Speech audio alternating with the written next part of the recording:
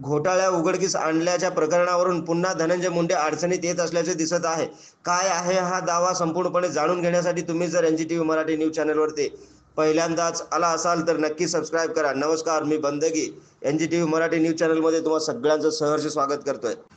भाजपाचे आष्टीचे आमदार सुरेश धस यांनी पुन्हा एकदा गौप्यस्फोट करून मंत्री धनंजय मुंडे यांच्याकडे कृषी खाते असताना 300 कोटी रुपयांचा घोटाळा केल्याचा आरोप केला आहे.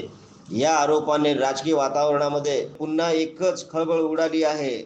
मुंडे यांनी थोड्या दिवसापुरता का होईना राजीनामा द्यावा. संतोष देशमुख प्रकरणात सहभाग आढळला नाही तर पुन्हा मंत्री व्हावे असे म्हणत आमदार धस यांनी पहिल्यांदाच मुंडे यांच्या राजीनाम्याची मागणी केली आहे. आमदार सुरेश धस यांनी गुरुवारी पत्रकार परिषद घेऊन मुंडे कृषी मंत्री असताना अनेक घोटाळ्यांचा गौप्यस्फोट केला. आता या सर्व घोटाळ्यांची एसीबी, ईडी, सीबीआय मार्फत चौकशी करावी अशी मागणीही केली. तसेच मी खोटं बोलत असेल तर माझ्यावर मानहानीचा दावा टाकावा किंवा मुंडे यांनी सर्वांचा खुलासा करावा असे आव्हान देखील यावेळेस आमदार सुरेश धस यांनी मुंडे यांना केलं आहे. भारतीय किसान संघाचे एक पत्र मुख्यमंत्र्यांना दिले होते. त्यांनी त्यावर स्वाक्षरी केली, परंतु वाल्मिक कराड यांनी हे पत्र कृषी अधिकाऱ्यांच्या समोर फाडले असा आरोप आमदार धस यांनी यावेळेस केला आहे.